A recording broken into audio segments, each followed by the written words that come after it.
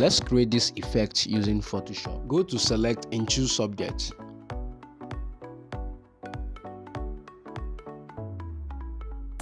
Press Ctrl J twice. Select the middle layer and then move over to choose the mixer brush tool.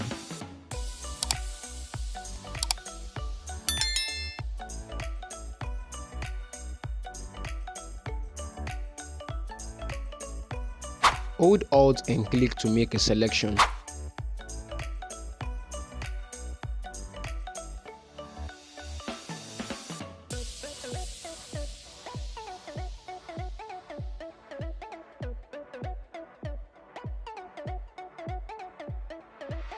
Create a new layer and follow this process.